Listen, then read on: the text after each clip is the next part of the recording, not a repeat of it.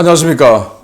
신의균의 국방TV 시큐리티 뉴스입니다. 자, 오늘도 우리 안보 그리고 지금 굉장히 많은 관심을 가지고 계시는 이스라엘 이란 전쟁 같이 살펴보도록 하겠습니다.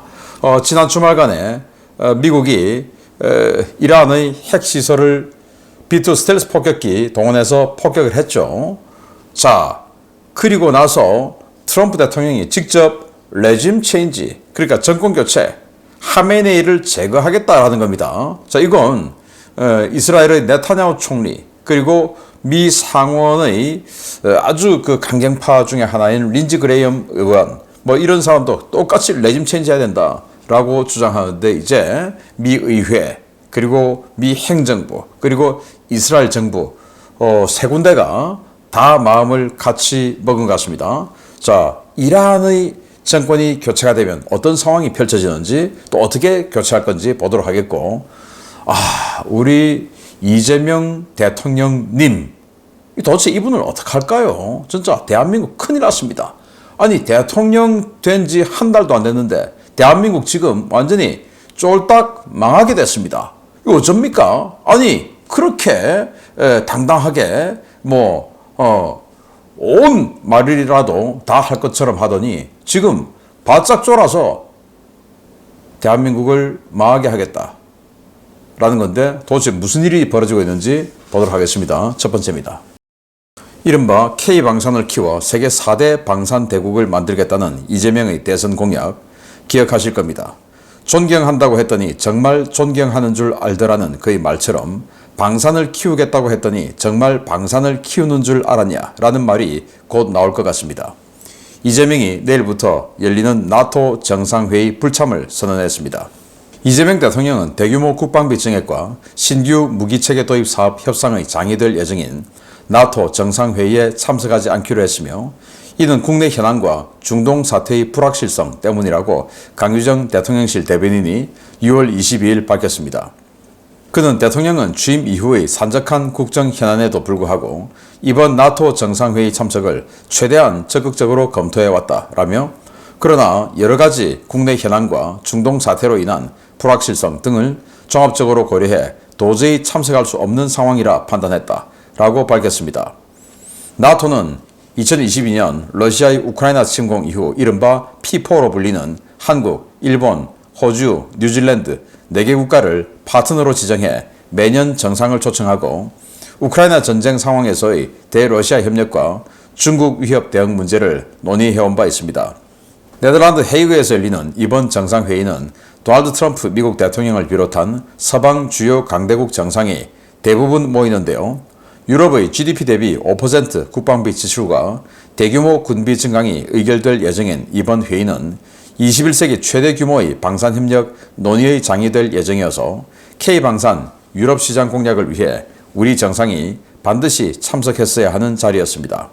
현재 유럽 방산 시장은 무기체계의 성능과 납기, 가격과 같은 객관적 재원보다 해당 무기체계 공급자가 믿을 수 있는 우방 또는 동맹이냐는 평가 기준이 경쟁 승패를 좌우하는 환경으로 변화하고 있는데요. 이 때문에 이재명은 이번 정상회의에 반드시 참석해 대한민국은 나토와 같은 가치를 공유하는 자유민주주의 국가임을 천명해야 했습니다. 그러나 대통령실이 미국의 이란 공습으로 인한 중동 사태 악화를 빌미로 나토 정상회의 참석을 거부하면서 이제 대한민국은 미국을 비롯한 서방 민주주의 진영에게 박쥐로 인식되게 됐는데요. 폴란드와 루마니아를 시작으로 천문학적인 규모의 유럽 무기 시장을 잃게 될 대한민국. 도대체 글로벌 4대 방산대국 도약은 어디에 무기를 팔아 이루려는 것인지 묻고 싶습니다. 네, 아니 이 이재명이 지난주에 G7 정상회의 초청을 안 받았을 것이라고 저는 생각하는데, 어쨌든 거기 참 우겨넣어서 가가지고 완전히 그냥 체면만 다 구기고 정말 굉장히 많은 또 비아냥, 조롱 이런 소재가 되다 보니까, 야, 내가 가서 대접도 못 받고 그리고 이렇게 지금 국내 정치적으로 공격받는 소재만 제공하고 이거 가면 마이너스 아니야? 이제 이렇게 판단을 했을 거고, 첫째. 두 번째는, 야, 여기 가면 지금 국방비 증액 5%까지 하라라는 이 논의가 핵심 어젠다인데, 괜히 가가지고 우린 싫은데요? 할 수도 없고 아예 그냥 트럼프 대통령을 안 만나는 수밖에 없다. 이런 겁을 먹은 것 같아요. 예를 들어서 학교에 아주 찌질한 완전히 그냥 착하지도 않은데 찌질하게 못된 그런 사람 있죠. 학교 다닐 때. 그런데 진짜 완전히 그냥 학교의 슈퍼 일진이 또 있죠. 걔에게 찍힌 겁니다. 그래서 계속 피해 다녀요. 피해 다녀.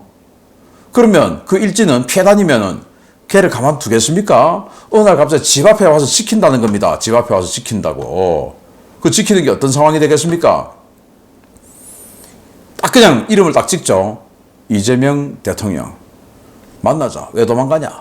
라고 하든지 아니면은 지금 26일 날 미국 프레스 클럽에서 한국 부정선거 관련한 발표 나오지 않습니까? 그 이후에 한국 정권은 정당하지 못한 정권이다. 왜? 배후에 중국이 있다. 이런 식으로 발표해버리면 어쩌겠다는 겁니까? 그런데 지금 피하는 겁니다. 그러면서 핑계가 뭐냐? 중동 사태로 인한 불확실성 등을 종합적으로 고려해.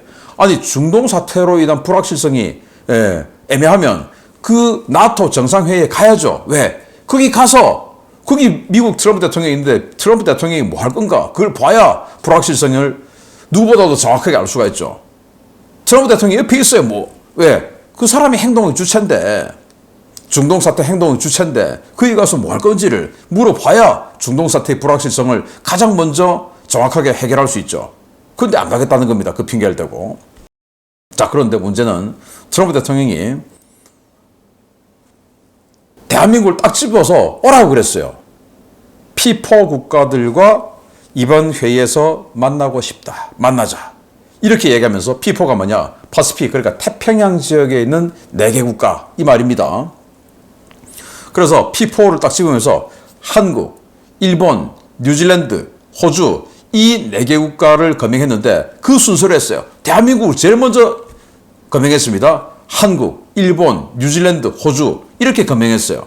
그러면 한국 너는 반드시 와라. 이 말 아니겠습니까? 그런데 중동 사태의 불확실성 때문에 못 가겠다. 이런 말도 안 되는 핑계를 대는데 이야 정말 무책임한 거 아닙니까? 지금 나토 같은 경우는 스페인만 빼고 모든 국가가 GDP 대비 국방비 5%를 하기로 약속 다 했습니다. 이제 그걸 이제 내일 정상회의 하면서 서명을 하는 거예요. 그래서 P4 나토는 대러시아 안보 레짐 아니겠습니까? 그럼 P4는 뭐냐? 대중국이죠. 그러면 P4 당신네들도 중국 관련해서 지금 역할 좀 해라. 이들도 GDP 대비 국방비 5% 해라. 라고 하는 것이 뻔하니까 안 가겠다는 겁니다. 그런데 제가 심층 분석을 통해서 어떻게 이야기했습니까? 정말로 방산 G4 세계 4대 방산국가가 되려면 지금이 가장 위기인데 G7과 나토에 가서 캐나다 총리를 붙잡아야 된다. 그리고 나토에 가서 폴란드 총리를 붙잡아야 된다. 왜? 엄청나게 큰 사업이 캐나다와 폴란드에서 펼쳐지는데 지금 상황이 심상치 않다. 유럽 안보 기금 해서 8천억 유로의 기금을 유럽에서 만들어서 자기네들 방사업체가 쓰겠다라는 겁니다. 자, 그런데 우리는 한번 패배했던 적이 있어요. 그 정치적 이유 때문에. 분명히 노르웨이 전차 사업 2조 6천억짜리인데 여기에서 노르웨이 군에서는 한국의 K2가 독일의 레오파르트 A7보다 모든 면에서 성능이 더 좋다라고 발표했는데 당연히 될 걸로 생각했는데 어느 날 갑자기 노르웨이가 독일의 레오파르트 이거 하겠다라고 선해서 그때 당시 노르웨이 군에서는 그 발표하는데 우리는 인정할 수 없다고 참석을 안 할 정도였어요. 왜 한국의 K2가 훨씬 좋은데 왜 그러냐? 그런데 노르웨이 정치권에서는 독일과의 정치적 관계로 인해서 그냥 선정해버린 겁니다. 이게 바로 정치적이고 외교적인 문제로 무기체계가 결정나는 바로 그 현장에 우리 있었던 겁니다. 그래서 패배했어요. 그런데 지금 캐나다 순찰 잠수함 사업 24조 원짜리 사업입니다. 이거 유럽산 도입으로 기울고 있죠. 왜? 유럽 방위 기금 니들한테도 좀 나눠줄 테니까 유럽제 잠수함 사라. 이거 아니겠습니까? 이걸 캐나다에 가서 G7 할 때 캐나다 정상하고 만나서 아니 그동안 우리가 협의 잘해왔는데 왜 그러냐. 우리 무기체계 성능만 놓고 좀 보자. 우리도 우방 아니냐. 이렇게 했어야 되고 또 나토 가서 또 캐나다 총리 또 올 거니까 아니 뭐 지난번엔 뭐 말도 잘 안 받아주더니 여기는 자 당신하고 나하고 똑같은 입장이니까 우리 좀 이야기 좀 하자. 그동안 우리 약속 잘해왔지 않느냐. 이거 좀 정치적은 빼고 우리 똑같은 우방이 아니냐. 그러니까 똑같이 좀 평가하자 라고 해야 되는 거 아니겠습니까? 그런데 안 가겠다는 겁니다. 세계 방산 4대 방산대국 하겠다고 해놓고 24조 원짜리 뺏기면 4대 방산대국 할 수 있습니까? 또 있어요. 폴란드 잠수함 사업 4조 원. 여기 지금 완전히 그냥 작년만 해도 우리가 무조건 되는 거다 라고 생각하고 있던 것이 지금 그냥 4등 안에도 못 들어가고 있어요. 왜? 유럽 무기 해야 되겠다 라는 생각을 가진 친독 성향의 총리니까. 그러면 그 사람을 그동안 우리 MOU 체결하는 거 우리 좀 다 지키자. 지금 K2 전차 1차 사업 말고 2차 사업 이거 밀리고 하더니 지난 5월에는 그래도 계약한다 해놓고 아직도 계약 안 했어요. 안 하겠다는 거죠. 어쩌면. 그래서 K2 전차 1000대 수출 폴란드에 이거 다 날아가게 생겼어요. 그거 폴란드에 가서 총리에게 약속했던 거 MOU 체결했던 거 그거 빨리 계약합시다 해야 되는데 안 가는 겁니다. 어떻게 됩니까? 우리 방산 다 날아가는 거죠. 그래서 K방산 글로벌 4대 강국 달성한다고 말했더니 진짜인 줄 알더라. 아니 진짜인 줄 알죠. 우리는 대통령 후보가 이야기하는데 어떻게 이렇게 무책임할 수가 있어요. 그래서 자신의 선거 공약이죠. 바로 이겁니다. AI 첨단 기술 기반 K방산 저성장 위기를 돌파할 신성장 동력입니다. 방산 수출 범정부적 지원 강화. 범정부적인 지원 강화하려면 지금 나토 가서 가령이 붙잡아야 되는데 안 가겠다는 겁니다. 이렇게 무책임할 수가 있습니까?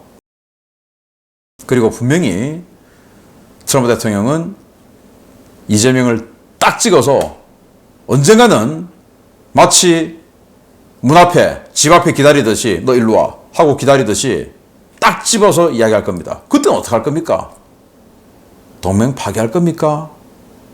이게 진짜 이재명의 저는 그럴지도 모르겠다라고 생각했는데 그렇지 않은 척 그동안 그렇게 했는데 역시나 국민을 속인 겁니까? 대한민국 국민들 정신 차리십시오. 큰일 났습니다. 두 번째입니다. 이란 정권이 미국 스텔스 스트라이크 패키지의 매운맛을 보고도 정신을 못 차리고 항전을 선언하고 나서면서 트럼프 대통령의 입장도 바뀌기 시작했습니다. 미국의 목표가 이란 핵무기 개발 능력만 파괴하는 쪽에서 이란 정권 자체를 엎어버리는 쪽으로 선회하기 시작했다는 소식입니다. 이란 최고 지도자 알리 하메네이가 미국에 대한 결사 항전을 선언한 직후 도널드 트럼프 미국 대통령이 이란 정권 교체를 언급하며 미국의 대이란 군사 행동이 레짐 체인지를 유도하는 방향으로 전환되었음을 시사했습니다. 트럼프 대통령은 현지 시각 6월 22일 자신의 SNS 트루스 소셜에 올린 게시물에서 정권 교체라는 단어는 정치적으로 올바르지 않을 수도 있을 것이다. 하지만 만약에 지금의 이란 정권이 이란을 다시 위대하게 만들지 못한다면 왜 정권 교체가 없겠느냐라고 말했습니다. 그는 자신의 정치 슬로건인 미국을 다시 위대하게, 즉 마가를 변형한 Make Iran Great Again, 즉 미가를 제시했는데요. 이는 미국의 대이란 협상과 군사작전은 오로지 이란의 핵무장 능력 제거에만 있다는 그간의 입장을 뒤엎은 것입니다.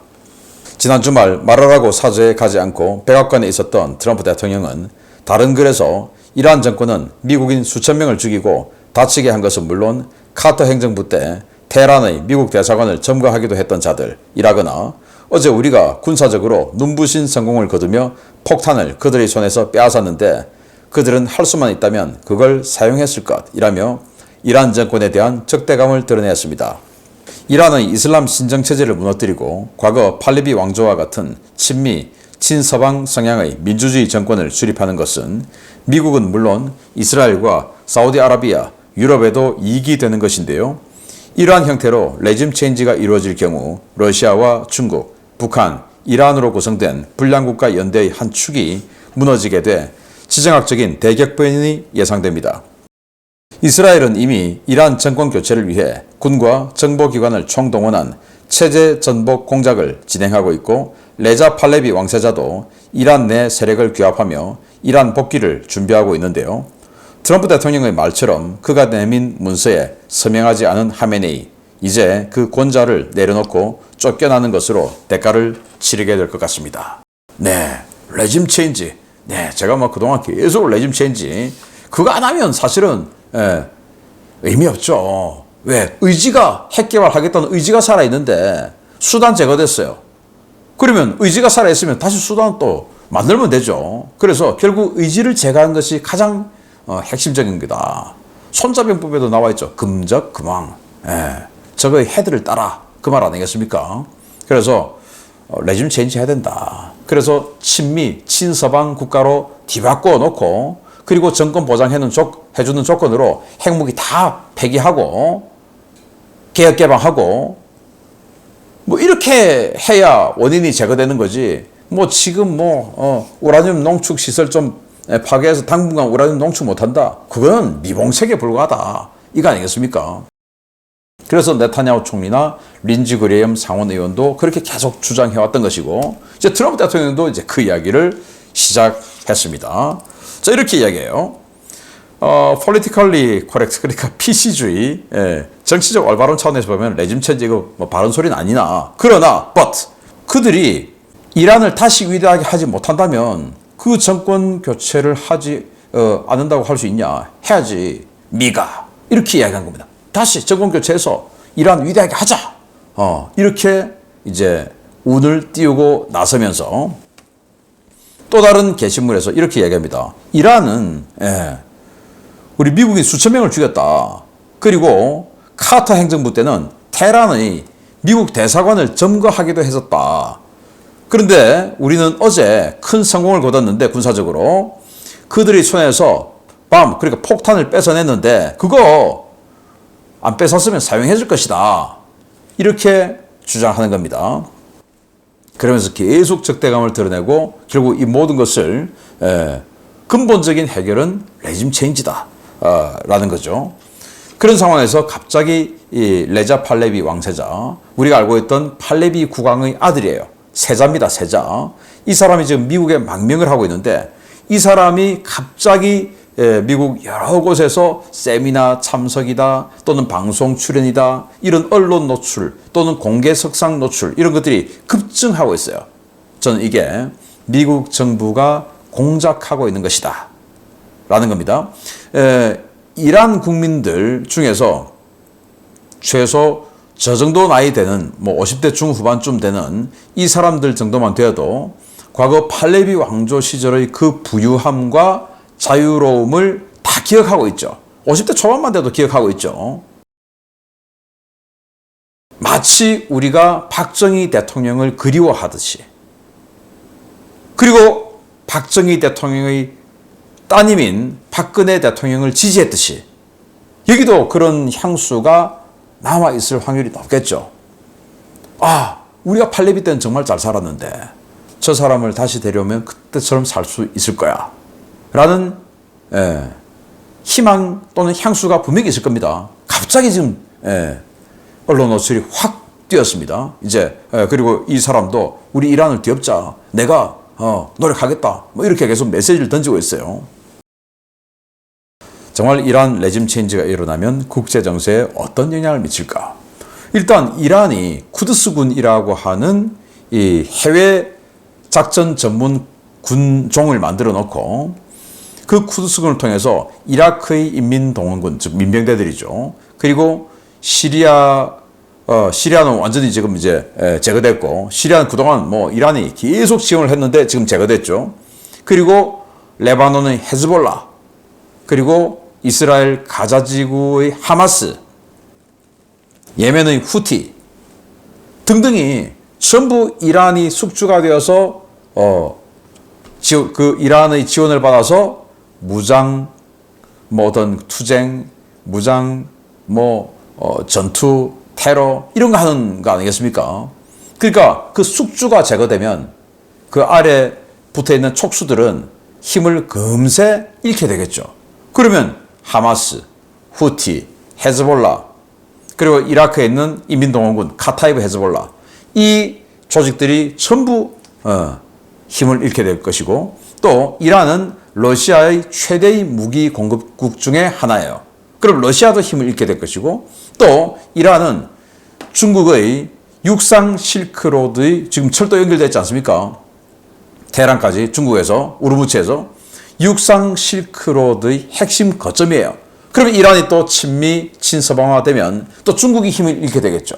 그런 여러 가지 복합적인 문제가 같이 동반된 그런 핵심 이익 지역이 이란이다.